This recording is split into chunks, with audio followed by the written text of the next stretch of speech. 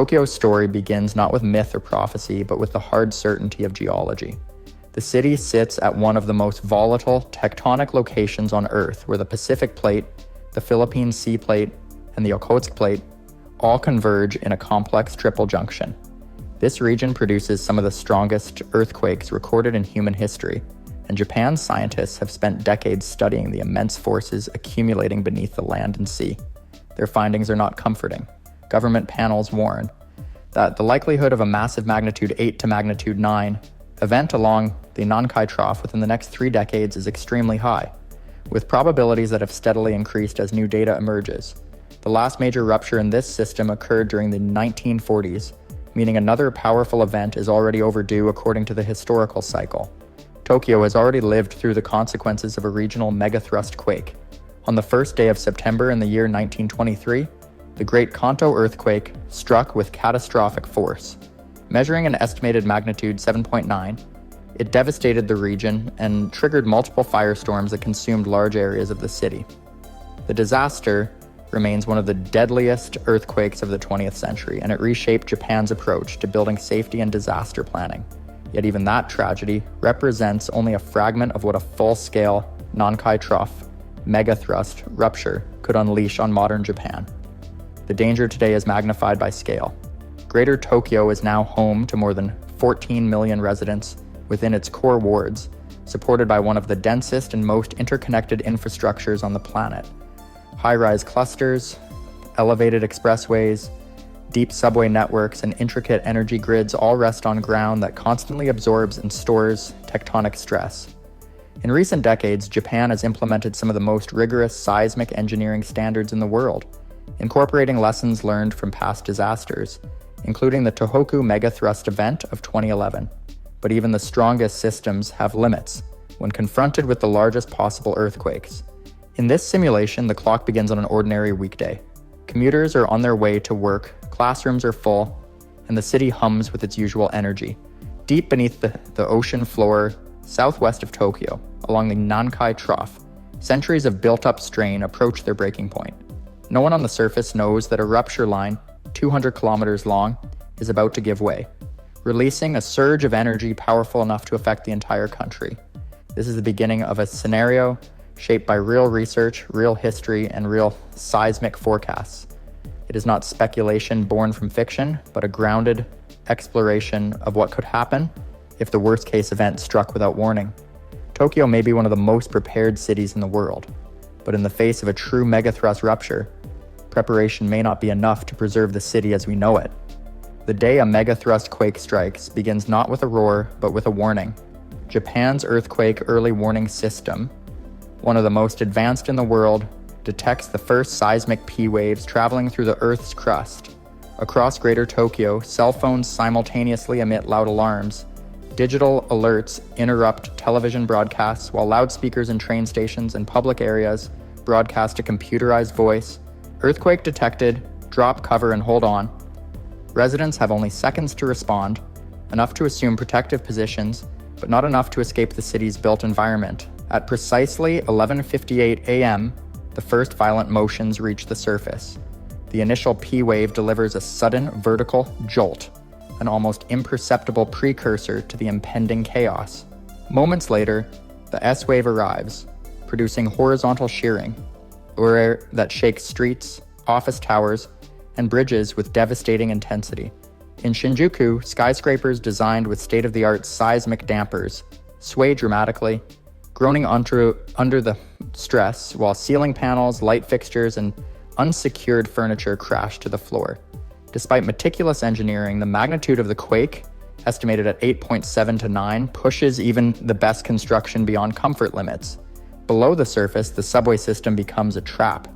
Trains lurch violently, throwing passengers to the floors and causing overhead equipment to collapse. Emergency lighting flickers, then stabilizes, but the tunnels are blocked in several locations by falling debris. Millions of commuters, in the midst of peak hour travel, are stranded underground or amid streets filled with debris and moving hazards. On the streets, chaos dominates.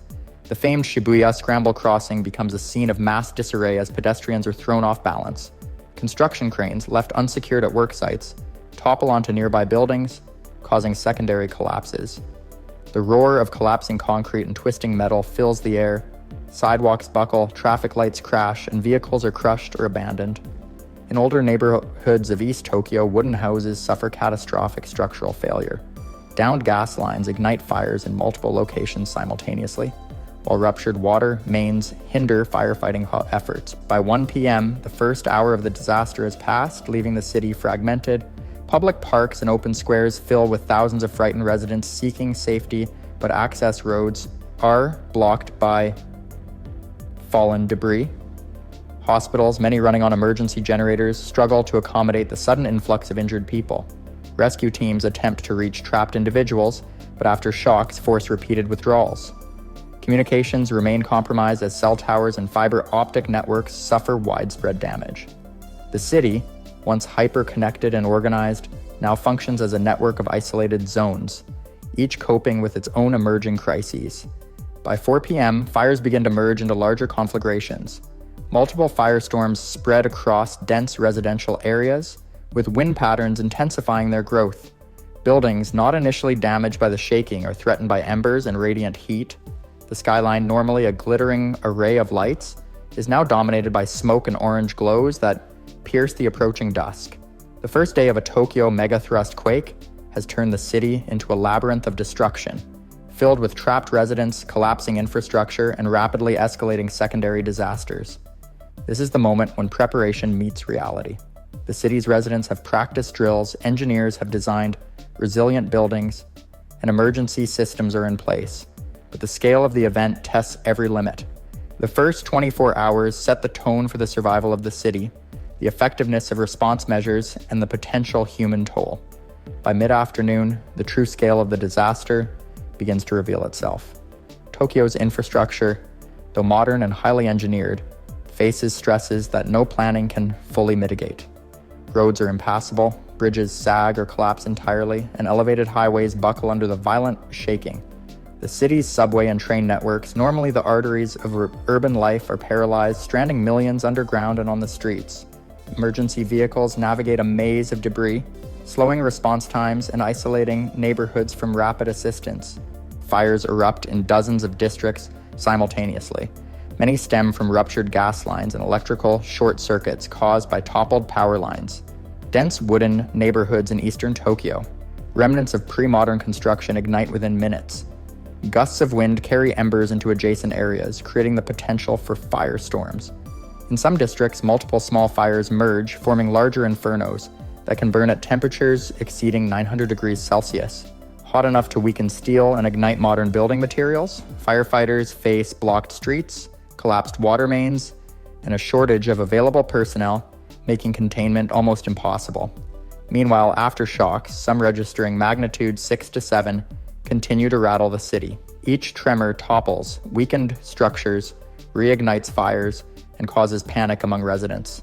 Emergency shelters and parks and schools quickly become overcrowded, as tens of thousands seek safety in open spaces. Even these areas are not entirely secure. Falling debris from surrounding buildings presents ongoing hazards, and lack of sanitation and clean water begins to emerge as a secondary crisis. Critical services falter. Hospitals struggle to provide care as power intermittently fails, elevators stall, and operating rooms are forced to switch to battery-backed lighting. Communication networks are severely disrupted. Cell towers are damaged, telephone lines are severed, and internet access becomes unreliable. Coordination between city authorities, the national government, and the Japanese self-defense forces is slowed by this breakdown, making organized relief operations nearly impossible in the first hours. The economic impact starts immediately. Key industrial and commercial districts are damaged, halting manufacturing and logistics. Stock exchanges and major banks suspend operations. Transportation hubs, including Narita and Haneda airports, suffer structural damage and operational delays, isolating Tokyo from domestic and international support. Millions of commuters are trapped, and essential supply chains for food, fuel, and medical supplies begin to fray. By 8 p.m., as night falls, Tokyo is a city divided. Pockets of relative safety surrounded by zones of chaos, fire, and destruction. The fire's glow illuminates the smoke-filled skies, a haunting reminder of the quake's reach. Tens of thousands remain trapped in collapsed buildings, While the first estimates of casualties and property damage are staggering, though impossible to quantify accurately at this stage, the combination of structural collapse, fires, and overwhelmed emergency services sets the stage for a multi-day crisis that will challenge the city's resilience like never before. The first day demonstrates that even the most prepared megacity is vulnerable to the immense power of tectonic forces. While some areas endure relatively intact, the cascading failures across infrastructure, transportation, and utilities show how quickly a modern metropolis can fragment under the strain of a megathrust earthquake. Even amid chaos, Tokyo's advanced engineering and disaster planning begin to show their value. Modern skyscrapers, particularly in Shinjuku and Marunouchi, are equipped with tuned mass dampers, base isolation systems, and reinforced frames designed to sway safely during magnitude 8 to 9 tremors. These systems prevent catastrophic collapse for most high-rise buildings, buying crucial time for evacuation and reducing casualties. Bridges and highways built to absorb seismic motion flex rather than fail completely, although some older structures in less maintained districts sustain serious damage or partial collapse. The city's fire prevention measures also activate fire hydrants with backup reservoirs and automated sprinkler systems in modern complexes reduce the spread of fire in commercial areas. In districts with wooden housing, authorities prioritize open spaces such as stadiums, school grounds, and public parks as temporary fire breaks and assembly points. Despite these measures, high winds and ruptured gas lines allow some fires to continue spreading, demonstrating that no city plan can completely neutralize natural disasters of this magnitude. Underground infrastructure plays a critical role. The Metropolitan Outer Area Underground Discharge Channel, normally used for flood control, helps manage water flow from ruptured pipes and prevents localized flooding that could compound rescue challenges. Subway tunnels, though damaged, provide shelter for some who were trapped underground, and emergency lighting allows limited movement until power can be restored. The Japanese self-defense forces are mobilized quickly, coordinating with local police and fire departments. Helicopters survey the city from above, mapping damaged zones and identifying high-priority rescue sites. Drones and satellite imagery supplement these efforts, helping responders bypass blocked roads and debris-strewn streets. Command centers rely on hardened communications networks that survived the initial quake, allowing for a more organized deployment of resources than would otherwise be possible. Medical response is a race against time. Hospitals that remain operational triage patients based on severity, while mobile medical units and temporary field hospitals are set up in large parks and parking area. International aid is coordinated via Japan's diplomatic channels, although the scale of the disaster makes initial assistance limited. Early responders focus on rescuing individuals trapped in buildings, stabilizing severe injuries, and preventing secondary hazards such as fires, landslides, and water contamination. By the evening of the first day, the effectiveness of Tokyo's preparation is clear. Many modern structures remain standing, fires in commercial areas are partially contained, and emergency services are beginning to regain control in sections of the city. Yet the overall picture is sobering. Significant casualties, widespread homelessness, and crippling economic damage remain. The city's resilience is remarkable, but even the most advanced engineering and planning cannot prevent a megathrust earthquake from inflicting severe destruction in a single day. The hours following the quake highlight a critical lesson. Technology, planning, and human coordination can mitigate the worst effects, but survival in a city of 14 million during a mega disaster requires vigilance, preparation, and rapid action. Tokyo is far from destroyed, but the challenges ahead for recovery will be immense, spanning days, months, and even years. 24 hours after the hypothetical megaquake, Tokyo is unrecognizable. Streets are littered with debris, collapsed buildings, and damaged vehicles. Smoke and fires from ruptured gas lines still rise from the eastern districts, casting an orange haze across the skyline. Emergency shelters are overcrowded as hundreds of thousands of residents seek refuge, and makeshift medical tents work tirelessly to treat the injured. The human toll is staggering. In a worst-case scenario modeled for a magnitude 8 to 9 Nankai trough event, thousands could be killed instantly by building collapses, falling debris, and fires, while tens of thousands more sustain serious injuries. Evacuation routes remain partially blocked, slowing relief efforts and leaving some neighborhoods isolated.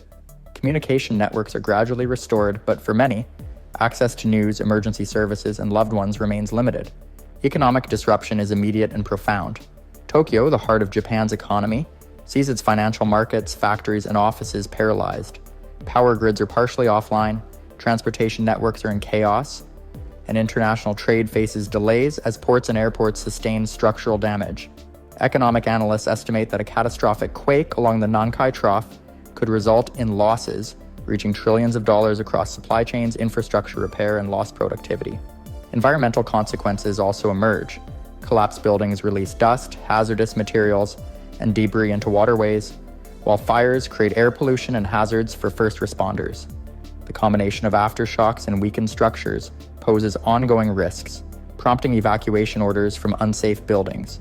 Experts warn that landslides and soil liquefaction in certain districts could continue for days, further complicating rescue operations. Despite the devastation, Tokyo's preparedness prevents total collapse. Emergency response protocols, trained personnel, and disaster-resistant structures save countless lives. Fire breaks, reinforced hospitals, and rapid deployment of the self-defense forces help contain further catastrophes, illustrating the importance of decades of seismic planning and lessons learned from past events, such as the 1923 Great Kanto earthquake and the 2011 Tohoku earthquake. Long-term recovery will be measured in years, rebuilding damaged neighborhoods, restoring transportation and utility networks, and providing mental health and social support to survivors are monumental tasks. Urban planners anticipate redesigning vulnerable areas with improved seismic resilience, while policymakers push for accelerated retrofitting of older buildings. International assistance may be required to supplement Japan's resources, as the scale of economic and infrastructural damage exceeds what even the most prepared cities can fully absorb. The day after the quake is a testament to both human vulnerability and resilience. Tokyo is not erased, but it is wounded. Its systems stressed, its people traumatized, and its economic engines slowed. Yet the survival of critical infrastructure and the rapid response demonstrate that with preparation, advanced engineering, and coordinated planning, even one of the largest and most densely populated cities on Earth can endure a catastrophic seismic event. The hypothetical scenario ultimately underscores a sobering truth. A megaquake could destroy the Tokyo we know in a single day, crippling its infrastructure, claiming lives, and causing immense economic and social upheaval. But the city's resilience, planning, and innovation provide a path for survival and eventual recovery, reminding the world that understanding and preparing for natural hazards is essential in the age of urban megacities.